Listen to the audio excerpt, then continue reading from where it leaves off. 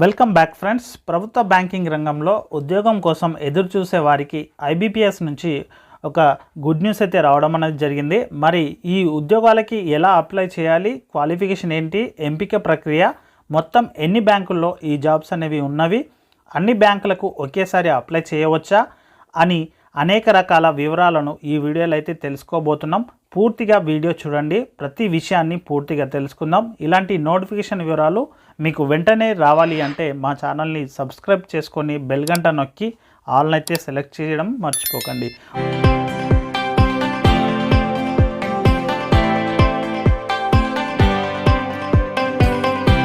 ఇక ఈ బ్యాంకింగ్ రంగంలో మొత్తం 4455 పీఓ పోస్టుల భర్తీకి నోటిఫికేషన్ తాజాగా ప్రకటన అయితే రావడం జరిగింది. ఈ మొత్తం పోస్టులు 6 ప్రభుత్వ రంగ బ్యాంకుల నుంచి ఉన్నాయి ఫ్రెండ్స్. 3 దశల్లో ఎంపిక ప్రక్రియ అనేవి ఉంటుంది. ఈ 6 బ్యాంకుల్లో ఏ బ్యాంకుల్లో ఎన్ని పోస్టులు ఉన్నాయి అంటే, బ్యాంక్ ఆఫ్ ఇండియా నుంచి 885, కెనరా బ్యాంక్ నుండి 750, సెంట్రల్ బ్యాంక్ ఆఫ్ ఇండియా నుంచి 2000, ఇండియన్ ఓవర్సీస్ బ్యాంక్ నుంచి 260, పంజాబ్ నేషనల్ బ్యాంక్ నుంచి 260 పోస్టులు అయితే ఉన్నవి.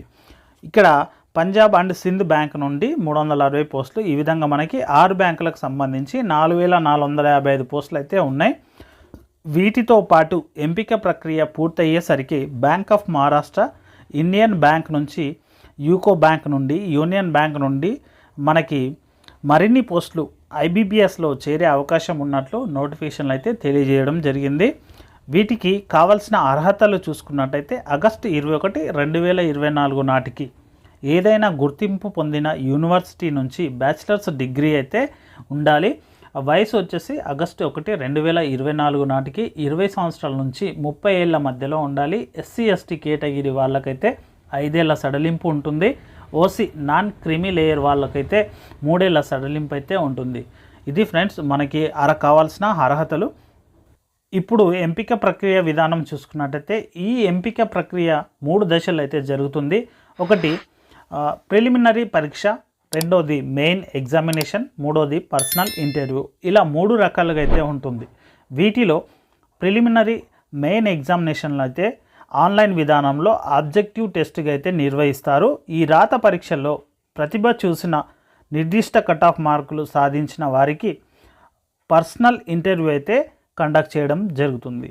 ఈ ఇంటర్వ్యూలో అర్హత సాధించిన వారికి ప్రొవిజనల్ అలాట్మెంట్ అనేది రావడం అనేది జరుగుతుంది. ఈఓఎంటీ ఎంపిక విధానంలో తొలి దశ రాత పరీక్షను 3 విభాగాల్లో 100 మార్కులకు నిర్వహించడం అనేది జరుగుతుంది. అవి ఇంగ్లీష్ లాంగ్వేజ్కి 30 ప్రశ్నలు 30 మార్కులు, క్వాంటిటేటివ్ ఆప్టిట్యూడ్కి సంబంధించి 35 ప్రశ్నలు 30 మార్కులు, రీజనింగ్ ఎబిలిటీకి సంబంధించి 35 ప్రశ్నలు 35 మార్కులు. ఈ విధంగా అయితే మొదటి దశ అనేది ఉంటుంది. ఈ మొదటి దశకు మొత్తం 1 గంట సమయం అనేది మీకు ఇవ్వడం అనేది జరుగుతుంది. ప్రతి సెలక్షన్లోనూ కట్ ఆఫ్ మార్కులు అనేవి ఉంటాయి. ఈ మొదటి దశ పూర్తి కట్ ఆఫ్ మార్కుల తర్వాత నిలిచిన వారికి మెయిన్ ఎగ్జామినేషన్ అనేది నిర్వహించడం అనేది జరుగుతుంది. ఒక్కో పోస్టుకు 10 మంది చొప్పున 1:10 ఈ విధంగా మెయిన్ ఎగ్జామినేషన్కి ఎంపిక అనేది చేస్తారు. మొదటి దశలో ఎంపిక అయిన వారికి 200 మార్కులతో కూడుకున్న మెయిన్ పరీక్ష అయితే ఉంటుంది. ఈ రెండో దశలో మెయిన్ పరీక్షను 4 విభాగాలుగా అయితే 200 మార్కులతో 3 గంటల వ్యవధిలో నిర్వహించడం అనేది జరుగుతుంది. ఇందులో మొదటిది వచ్చేసి రీజనింగ్ అండ్ కంప్యూటర్ ఆప్టిట్యూడ్ నుండి 45 ప్రశ్నలు 60 మార్కులు ఉంటాయి.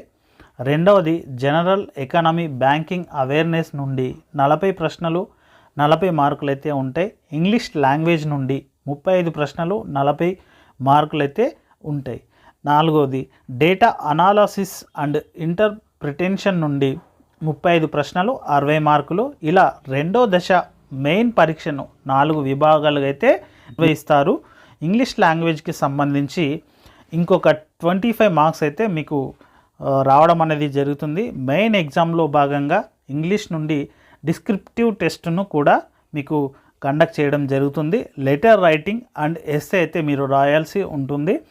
డిస్క్రిప్టివ్ విధానం అయితే మీకు ఈ యొక్క ఇంగ్లీష్ ఎగ్జామినేషన్ అనేది ఉంటుంది. ఇందులో ఒక ఎస్సే, ఒక లెటర్ రైటర్ రాయాల్సి ఉంటుంది. దీనికి గాను 25 మార్క్స్ 30 నిమిషాల సమయం అనేది మీకు ఇస్తారు. ఈ పరీక్ష అభ్యర్థులు ఇంగ్లీష్ పరిజ్ఞానాన్ని పరీక్షించే పరీక్షగా ఈ యొక్క ఎగ్జామ్ అనేది ఉంటుంది. ఇక చివరిగా పర్సనల్ ఇంటర్వ్యూ వచ్చేసి మెయిన్ ఎగ్జామ్లో వచ్చినటువంటి మార్కుల ఆధారంగా సెలక్షన్ వారి కట్ ఆఫ్ మార్కులను ఉద్దేశించి ఈ జాబితాలో అర్హత సాధించిన వారికి పర్సనల్ ఇంటర్వ్యూ అనేది కండక్ట్ చేస్తారు.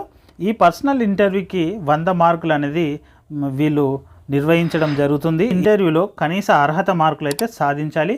ముఖ్యమైన తేదీలు చూసుకున్నట్టయితే అప్లై చేయాలి అనుకునే వారు ఆన్లైన్లో దరఖాస్తు చేసుకోవాలి. దరఖాస్తు చివరి తేదీ వచ్చేసి మీకు ఆగస్ట్ 21, 2024. ఈ ప్రిలిమినరీ పరీక్ష మనకి అక్టోబర్లో అయితే కండక్ట్ చేయడం జరుగుతుంది. మెయిన్ పరీక్ష వచ్చేసి నవంబర్లో నిర్వహిస్తారు. మీకు ఈ పూర్తి వివరాలు ఐబీబీఎస్ పోర్టల్లో అయితే మీకు అఫీషియల్ వెబ్సైట్ నుంచి అయితే చూడొచ్చు. డిస్క్రిప్షన్లో ఈ యొక్క లింక్ అనేది మీకు ప్రొవైడ్ చేస్తాను, అక్కడ నుంచైనా మీరు చూడొచ్చు. అలాగే మీరు డైరెక్ట్ గూగుల్కు వెళ్ళి IBBS.in అని కొట్టి అక్కడ నుంచైనా ఈ యొక్క పూర్తి డీటెయిల్స్ అయితే మీకు చూడొచ్చు. ఓకే, అప్లికేషన్ ఫీజు అయితే మనం మాట్లాడుకున్నాం. కాల్ లెటర్స్, ఈ మొత్తం ప్రాసెస్ అప్లికేషన్ అయిపోయిన తర్వాత ఈ కాల్ లెటర్స్ అనేది మీకు కొరియర్ ద్వారా కానీ పోస్ట్ ఆఫీస్ ద్వారా పోస్ట్లో కానీ మీకు వచ్చే అవకాశం అయితే ఉంది. లేదంటే మీ మెయిల్ ఐడికి రావచ్చు, మెసేజ్ కూడా రావచ్చు. ఒకవేళ మీకు కాల్ లెటర్ రాకపోతే కూడా చింతించాల్సిన అవసరం లేదు.